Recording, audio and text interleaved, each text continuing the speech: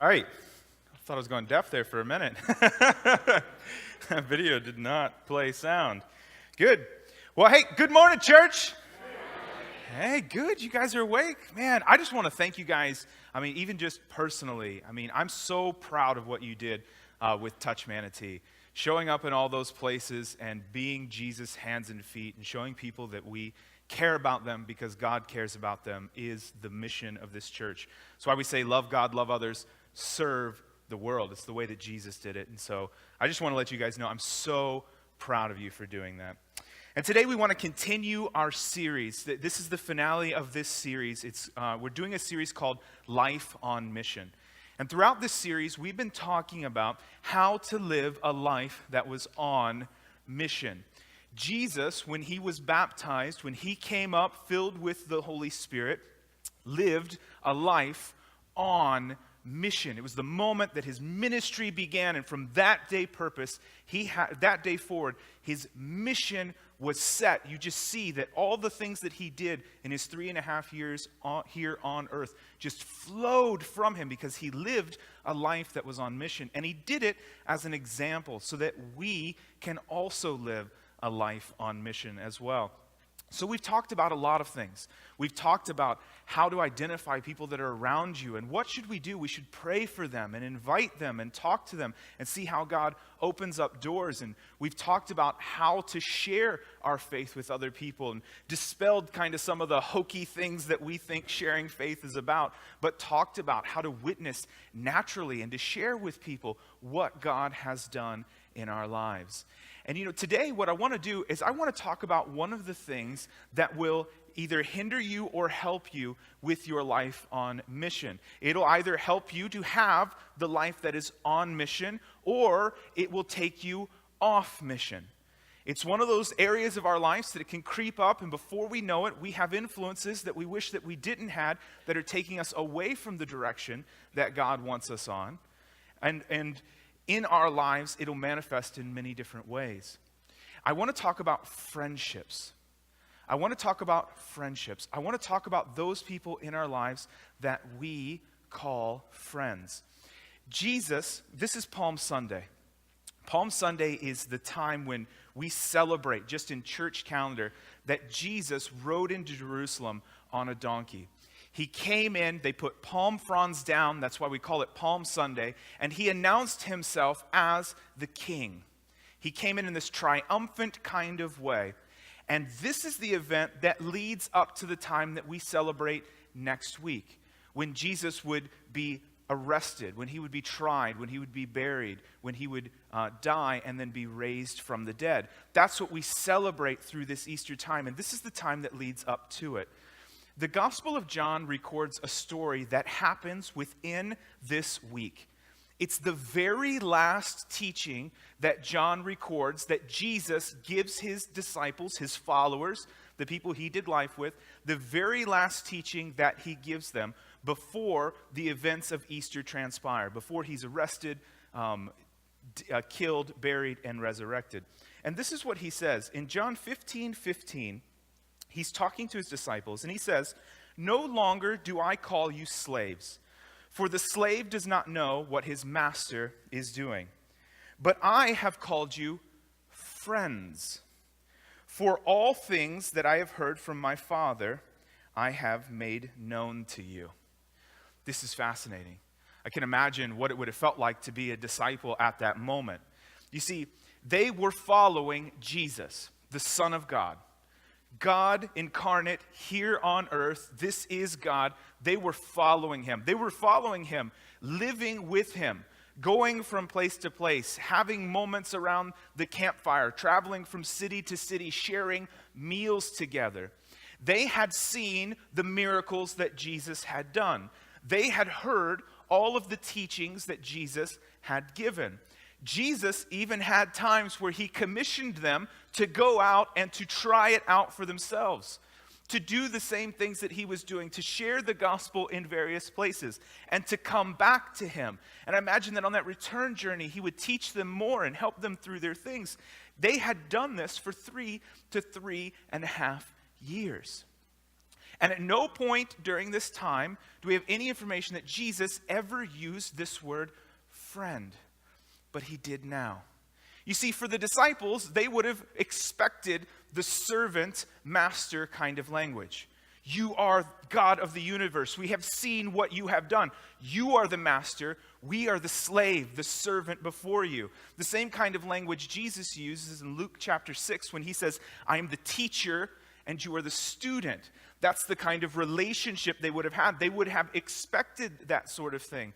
But at the end of all of this time that they had spent together, they were now saying the same sorts of things, doing the same sorts of things, and had entered into a different kind of relationship.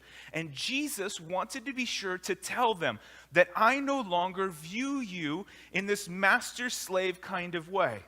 It's true that the relationship is there. It's not that he wasn't any less God and that they weren't any less just people and that there's a dynamic of that. But Jesus says, I now consider you friends. And I would imagine this would be a goosebump moment for them. I am a friend of Jesus. And what this leads me to think is that maybe we use this term friend a little lightly. Maybe we don't use it with the same force and impact that Jesus did. Maybe our thinking with Facebook and social media and whatnot, where we just friend away. You have all of these people, yeah, friend me on Facebook. I've known you for like 10 seconds. Maybe, although there's nothing wrong with that, maybe it's sort of cheapened the word a little bit. Made it a little bit more easy to say, I have 1,000 friends. Do we really? So that's what I want to talk about. I want to talk about friendships. See, there are certain kinds of relationships that are easy for us to find. And I'm going to call them relationships because I don't think they're friendships at all. These are just relationships that are easy to find. You can normally find these everywhere. You probably have one at your workspace, at your classroom, at your school, whatever place it is. You probably have one of these. The first one is the addiction specialist. This is the addiction specialist. I like to call this person the skunk. This is someone who knows you really well. They know you. They know all of your faults. They've spent time with you. It's kind of like, have you ever met a skunk? Have you ever walked up to a skunk before? You know, you look up. If you didn't know what a skunk was, you would think, oh, what a beautiful little guy. Oh, he's gorgeous. He's black and white and all that stuff. And I just want to pet him. Is he like a cat? Can I just walk up and touch him, you know, and whatnot? And man, I just want to run my fingers through the fur. He's so gorgeous. But then you get close, and what does the skunk do? You know, it gives you one of those. Right? And now you're in the bathtub with tomato juice trying to rectify what just happened. The skunk is that way. The skunk, the relationship starts out well. You don't know it's a skunk. All of a sudden, you know, you're doing things together. It looks like it's going well. Life's going along. The skunk learns you, knows you, and then all of a sudden you get a call on Friday night that says, hey, there's this party. You got to go. Listen, bro, the women are going to be off the chain. The alcohol is free until like 11 o'clock. We can go, we can hang out, it's going to be fun. It's up in Tampa, we're going to have fun with this, man. You need to go. You're on the other end of the phone and you're like, but wait a minute. I told you that I wasn't looking for a relationship right now. That I was kind of at this spot in my life where I wanted to figure out what God was doing with my life, the direction that I was going. And man, we just had that conversation last week. And you're thinking to yourself, I used to drink. I used to do all those things. I used to want to be the life of the party, and any chemical I could kind of put in me to get there, I was willing to do that. But I told you that I didn't want to do that anymore. I didn't want to go in that direction. But skunks are very persuasive. They're like, oh yeah, but I know, but come on, you can go, and it's just one drink. And you don't have to leave with somebody if you don't want to. What's happening? You're getting skunked. That's all the skunk can do. Relationship, easy to find. I think about the drama queen or king, another relationship that's easy to find. When I think about this, I call them the grenadier or the Dutch oven master. You know what a Dutch oven is? Google it if you don't, but be careful. This is the drama king or queen. This is the person that has this constant sense of drama that always follows them. Whether it's through what they do, whether what happens, it has this constant sense. And here's what they like to do. They like to pull the pin on the grenade and to invite you into it. You ever had a friend like that? They just come around. It's like, hey, guess what happened? And you're like, oh no, what now? You can just hear that pin be inside. You don't know when the grenade's gonna go off, but it's going to happen. And the thing about grenades is that it spews shrapnel indiscriminately. It's just everywhere. Doesn't matter what side of the room you're on, when the drama queen or king goes off, you're gonna get pulled into it. That's what's going on. That's the grenadier. I also think of the person who runs when things get tough. You ever had a relationship like that? Where as soon as things get hard, they run away. I call them the snowflake. Because the snowflake looks beautiful as it falls. And in the right environment, when it's freezing and cold and it's falling and you look at it, it's gorgeous. It's a snowflake. It's one of a kind. But then when it falls and it hits, the second it hits the skin, what happens? It disappears. It's gone immediately. Relationships can be that way too. Sometimes there's those people that are around and it's good and it's flashy on the front end. It looks like the right kind of person and we're going and we're doing the fun things, but then you'll notice that something will happen. Sooner or later, somebody steps on somebody's toes. Somebody says something they wish they shouldn't have said. It can be something small, it could be something big, but sooner or later that's going to happen in all relationships. But for this person, all of a sudden you notice that the second it happens, they're just gone. You call them, you don't get the reply. You text them, you don't get the reply. You Facebook them, there's no reply. They're gone. Why are they gone?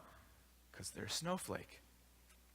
I think about the person who always wants to do things but never follows through. You ever have a friend like that?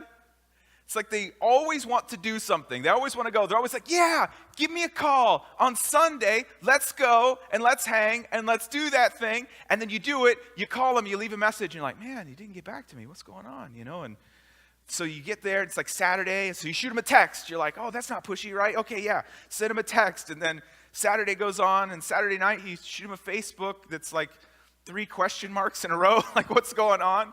And then you show up the next day and you talk and you're like, hey, I don't know what happened, but we were supposed to get together on Sunday. And they're like, oh yeah, sorry, man, got so busy, had all these things kind of going on, but we couldn't hang out. And, let's get together next Friday.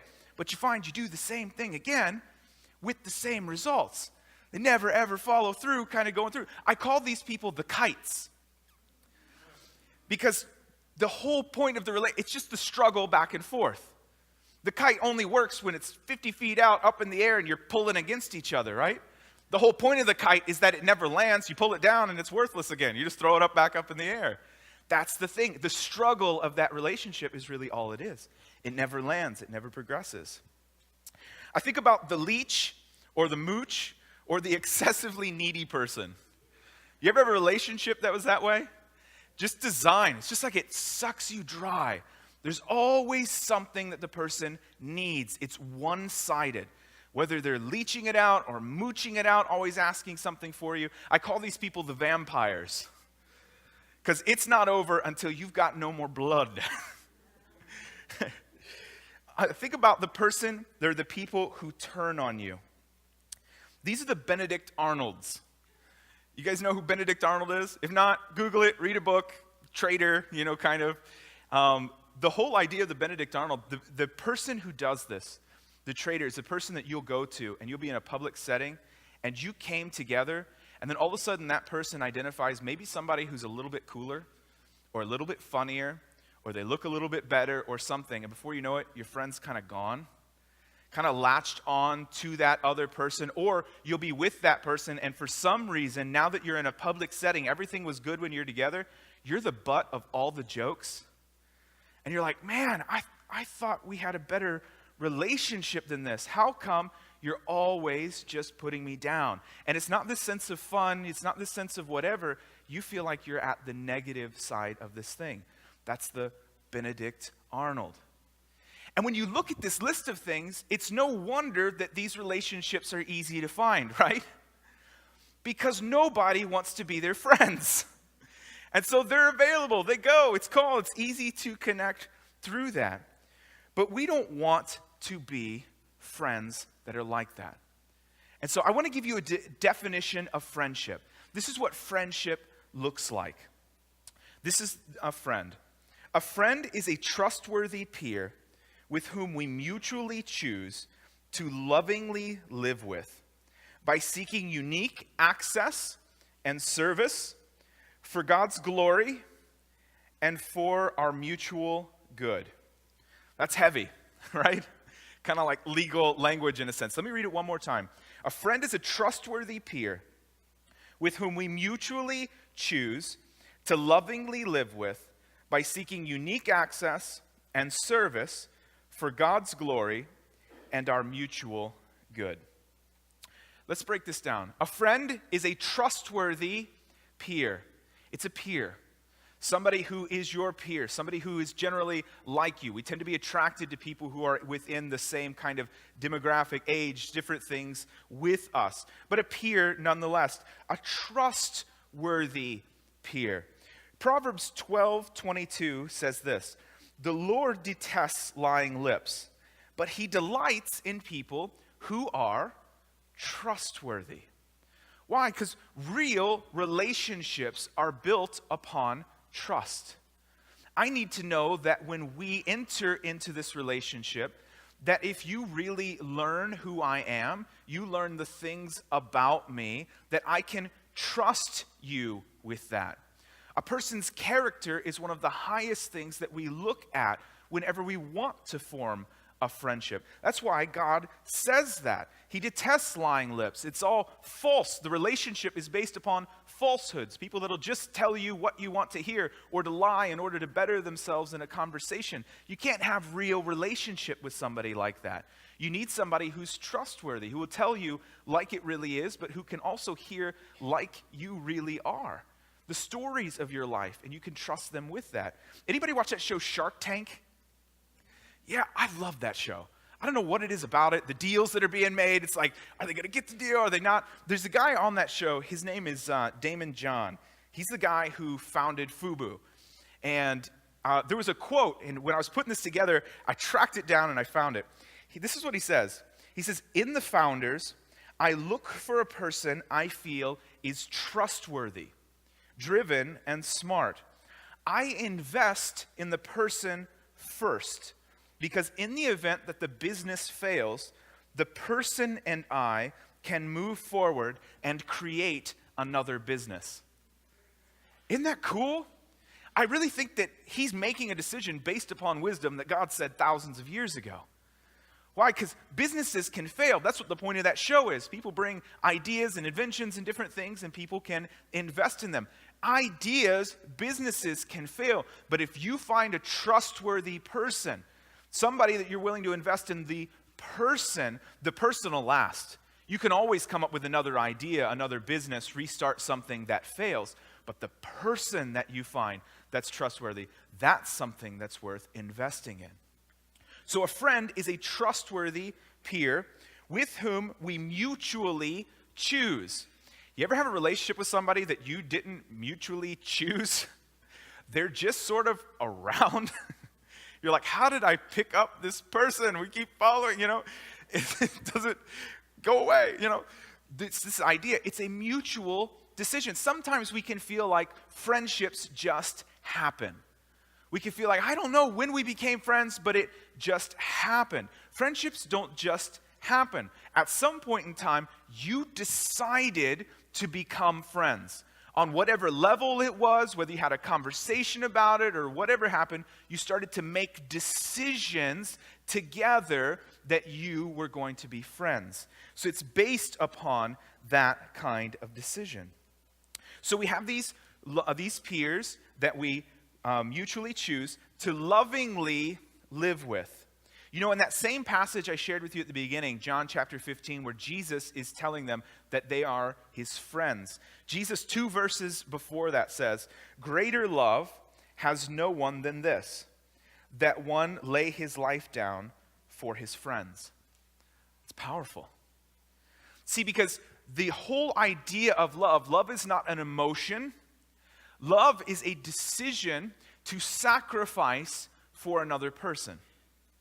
That's the way the Bible views love. We think of love as an emotion or just an expression. We think of it as the Twitter patient in Bambi where it's like, oh, I love her. You know, that sort of feeling and drive.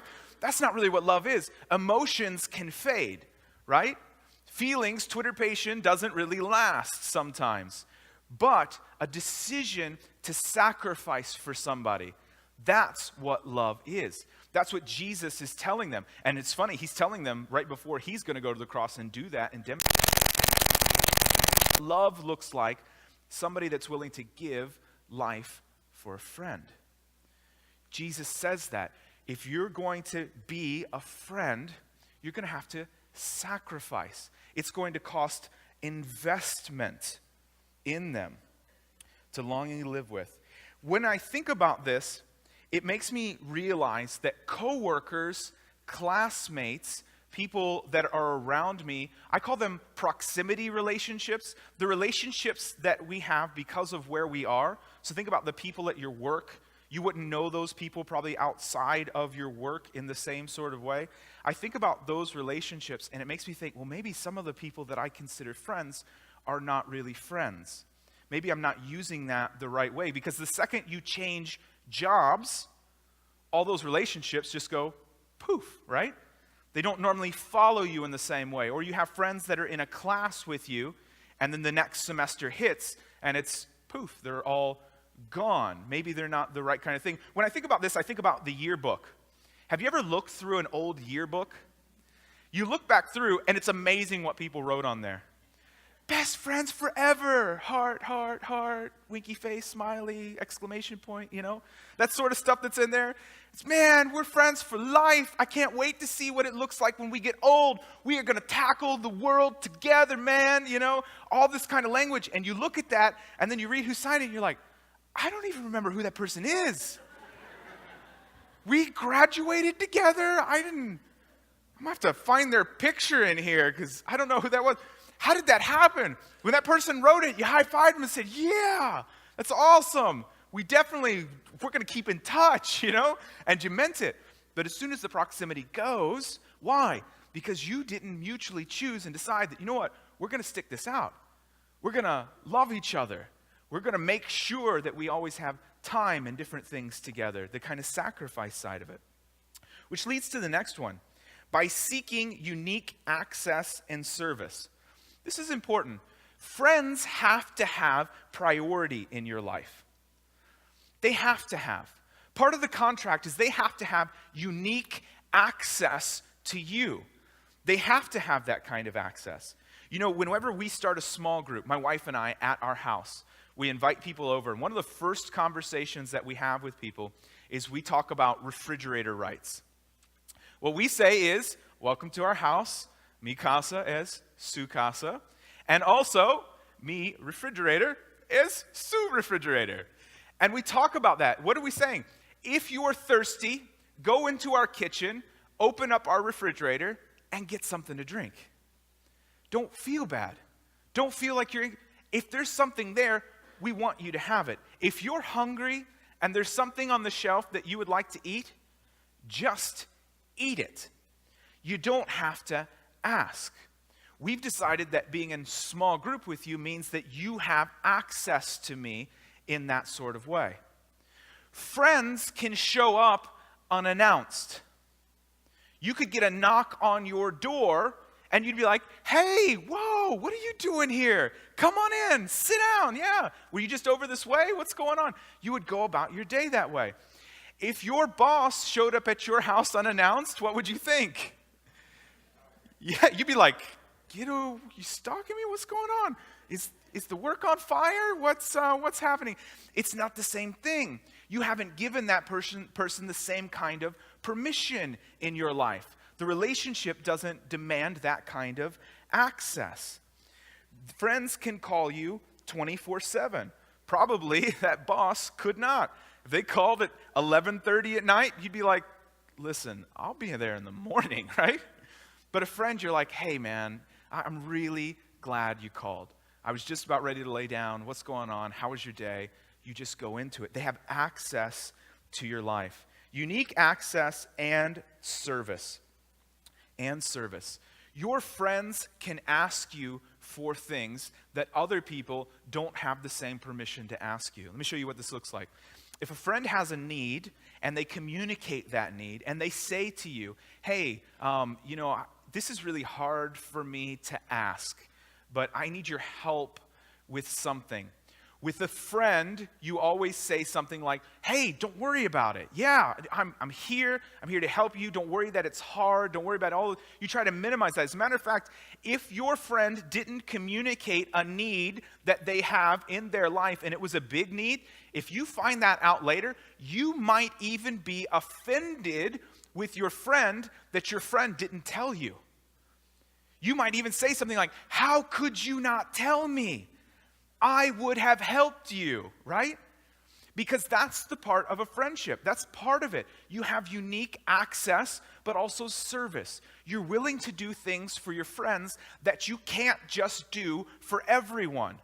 Maybe you'd love to be able to do it for everyone, but you don't have the resources or the time or anything to do it for all of them. But your friends, you can actually do that for. There's a great way to test this.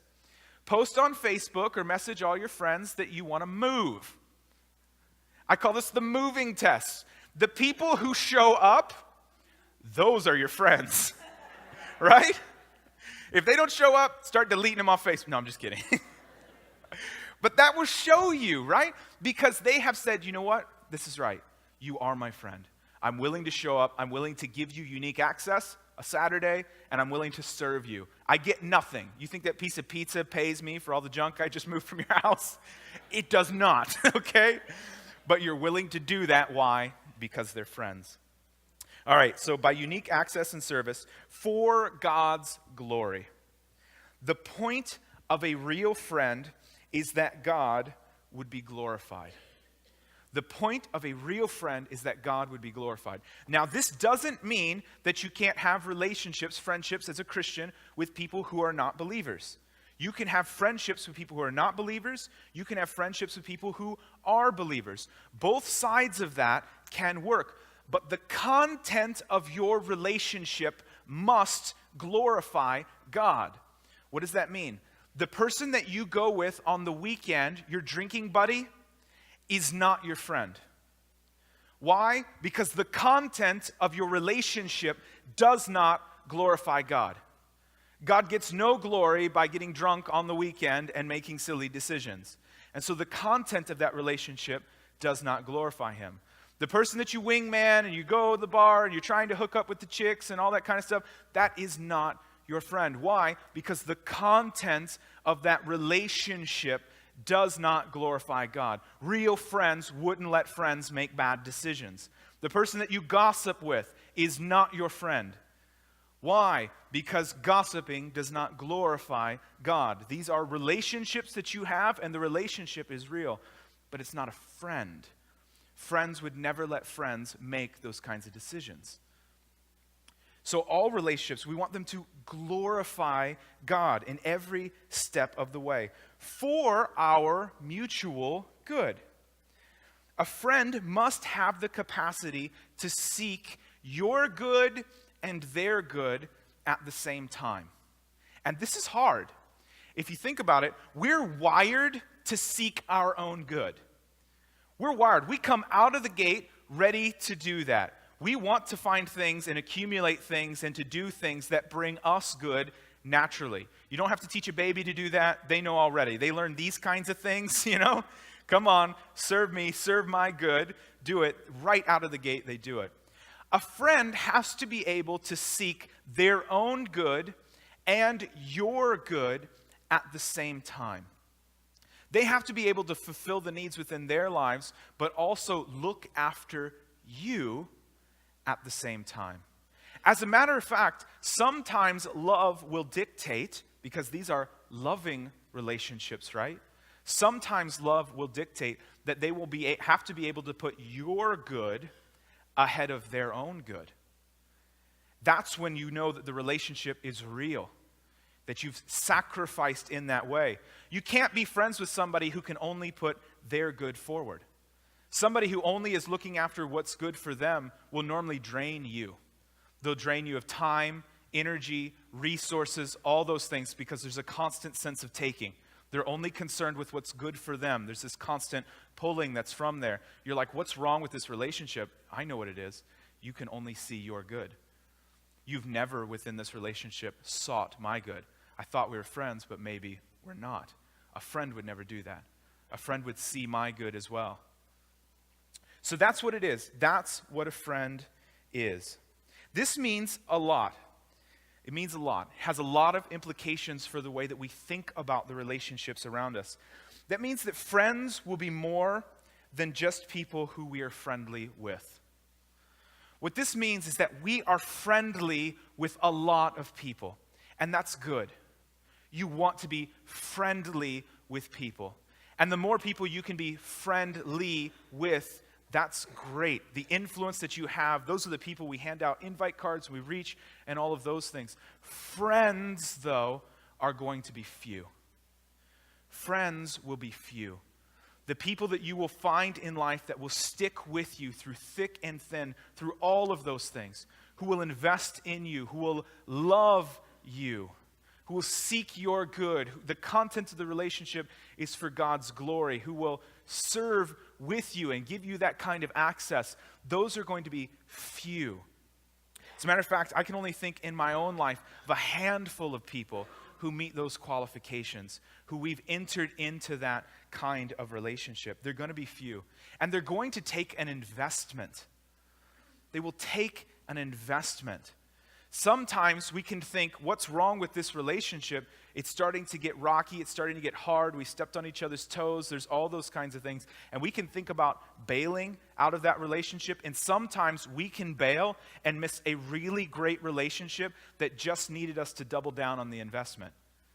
That needed us to make sure that we gave that person some more access, some more face time, spent some more time with them. Did some things that built us up for God's glory and for our mutual good together. It's an investment that we make in another person. It also means that friends will drift, and that's okay. That there are times where friends will move and it'll be more difficult. And the level of that access will change. Sometimes, especially with how connected the world is and how transient moving, it's so easy just to move to the other side of the country to follow a job or to do something else. Friendships will move, they will drift, and that's okay as well. If you're sitting here today and you're thinking, well, how do I find these kinds of people? How do I find that? I would love a friend that I could invest in like that. I would love a friend who would be there, that trustworthy peer, who I could give that kind of access to and serve and love them and seek their good as well as my own and serve and all those kinds of things. Being a friend, finding friends is often about becoming the right kind of friend ourselves. You ever heard the statement, like attracts like? Yeah, it just tends to mean that who you are, you tend to attract people like you. And so what this means is that when you look at that list, when you look at what it means to be a friend, the closer that you get yourself to that list, the greater the chances you have of crossing paths with someone who is also the things on that list, who also wants to show that every single step of that process, when you're like, you know what, I want to become a trustworthy person. I want to become the kind of person that could give someone that kind of access to my life. I want to become the kind of person that I could put somebody's good. I know I tend to be selfish, but I want to become the kind of person who could put their good ahead of my own even at times. If you will do that, your likelihood of crossing paths with somebody who is like that, who has decided to make those same choices and to seek real friendships, your likelihood is infinitely higher. The last thing that I want to leave you with is friends are important because of the influence they have on our lives. Friends are important because of the influence that they have in our lives. I told you this. Friends, the relationships around you have the greatest capacity to either take you off mission with God or to put you on mission with God. You know, I said I've only got a handful of people that I would really consider friends in that sense, who we have made that decision and we have given those rights and we have sacrificed for one another. We have sought those goods. Those friends know things about me that nobody else knows. Why? Because they're trustworthy. And we've done things together that I haven't done with anybody else. Why? Because we have that access and service together with one another. But I want to tell you, the end result of this influence is beautiful. You know, we talk about this and we break it down into the list, and it can look like it, and it can seem like it's so much work. And I hope it feels that way, because friendships really are going to be that amount of work. But it's worth it. Because the memories and the times that you share together with one another, they last a lifetime. When good, old friends come together, you sit down and you talk about the times that you've had. And you could spend a whole evening just recounting the stories. You remember that one time when this one thing happened, and you tell the story, before you know it, you're laughing and your tears are rolling down your face? Those are the kinds of things. When you invest in people like this, when you follow this, when you have it, those are the ramifications. Those are the results that happen. You know, when I was growing up, we had this boat. I've told this story before, but it's been like 5 or 6 years. We had this boat. It was a 17-foot-long Sea-Doo jet boat. And this wasn't the one that had like the Wave Runner engines in it. This thing had a 275 horsepower Mercury V6 engine in it. This teeny tiny little boat that took up this teeny tiny amount of water with like almost 300 horsepower in the back of it. And we would just do things in this boat that was just ridiculous. I mean, it was just one of those things. I mean, within a few seconds, you were doing like 65, 70 miles an hour on the water. I was like 18 years old, felt like I was invincible. And so we would do stuff. I probably shouldn't even be standing here today on some of the dumb things we did on the boat. I can remember one time pulling a friend, behind the boat. He was in an inner tube, and we were doing like 45 or 50, and we turned a corner, and the physics of it, all of a sudden, he starts to pass the boat on the other side. I don't know how fast he was going. He had to be going like 60 miles an hour on the water, and I'm like, oh no, I just powered down really fast because we were going to kill him. We used to do this thing on this boat, and you'd be doing like 30, 35 miles an hour, and the way that it worked is it didn't have an outboard propeller. It would suck the water up into it and turn it out the back, just like a jet ski would have this like jet of water that would come out the back. And what I figured out was that when you were doing like 30 miles an hour, 35 miles an hour, somewhere in there, you could take it and you were going forward, you could pop it in reverse, and in an instant, it would take the water that it was shooting out the back and it would shoot it out the front. And what that would do is it would make the front of the boat dip, and then all of a sudden you'd get this 10-foot wall of water, because you're going 30 miles an hour in a boat and you dipped it, you get this like 10-foot wall of water that would come like perfectly over the top of the boat. And it was almost like you were surfing. Like you were in the middle of that thing when you're surfing and the water's crashing over the top. You would watch it and you were still moving along, and so it would crash over the backside of the boat. Well, I have this friend who was working at a Christian camp. And there was a girl that worked at the camp that he was sweet on. And so he decided to bring her up. He was only about an hour away during one summer. He was going to bring her up, and we were going to take her out on the boat and like have a good time. And, you know, he was hoping to date her and like to move things forward. He's like, man, can you help me? Can you hook me up? I was like, yeah, for sure, man. I mean, if you're really interested in it, let's go out. Let's hang out. Let's spend some time. Well, they come up. They drive. It's like an hour and a half away. She gets in the back of the boat. We get flying along. And she says, oh, by the way, I don't want to get wet. So I turned around to my friend, and I'm like, we could do the thing. You know the thing where the water comes up, but it goes over the back of the boat, and like everything will be fine. She'll be freaked out in the middle, but this will be awesome. We could do it. And so he's like, oh, okay, all right, sure, yeah, you just do it. So we go along. I don't know whether I was going too fast or too slow, but we're going along, and then all of a sudden I slam it into reverse, and this 10-foot wall of water goes up in the air, and for some reason, it just doesn't go over the back of the boat. And so this 10-foot wall of water just splashes on top of this boat. This boat, they built it when we bought it. It was unsinkable. Instantaneously, we were sunk. It's like, the keys were floating out of the boat. It just like took off. I turned around. She's sitting there mortified. The look on her face. I said I didn't want to get wet. She is sitting in water. It took us like 45 minutes to bail it out to where the bilge would work because we were bilging the lake into the lake. We were so sunk underneath the water. It was crazy. To this day, and see, he's going to watch this on YouTube. I would like for him to know, I'd like to tell him, you're welcome, because your wife is so much more awesome than that girl is, okay? For the record, I did you a favor, man, because she's so much more awesome. But that's it.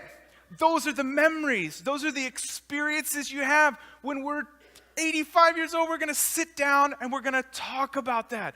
You remember the time that I saved your life and gave you this awesome girl? I'm going to tell that story, and we're going to laugh, and tears are going to go down our face. The end result of all that investment in one another. And this is how interested that God is in this. This is how much he knows that we have influence with one another. Proverbs 12:26 says this, "The righteous is a guide to his neighbor, but the way of the wicked leads them astray." In case we didn't get it, Proverbs 13:20 says this, "He who walks with wise men will be wise, but the companion of fools will suffer harm." And in case we don't get it there, Proverbs 14:6-7 says, the scoffer seeks wisdom and finds none, but knowledge is easy to one who has understanding. Leave the presence of the fool, or you will not discern the words of knowledge. Or if we didn't get it there, New Testament, 1 Corinthians 15:33 says, "Do not be deceived. Bad company corrupts good morals." Over and over and over, the people that you have around you will influence and shape your lives. They will. And see, here's the beautiful thing. You're not a static being. This is what it teaches us. You are not a static being. The person you are today will not be the same as the person that you are a week from now, or 2 weeks from now, or 6 months from now, or a year from now, or 10 years from now. God has a plan for you. He designed you to be fluid and with the ability to grow. And if you will make good decisions, God will take you on a journey, and 10 years from now, you will look back and say, look at the friends that I've had, and look how they have shaped my life. I am more like Jesus because I have had good people around me. Because I invested in those. I followed the model of Jesus, who came here and had plenty of people he was friendly with, but followed around with the 12. That's the way that he did it. So my encouragement to you, be the friend that you want to be. And choose your friends well. Maybe being a friend is more than we thought it was. Let's pray.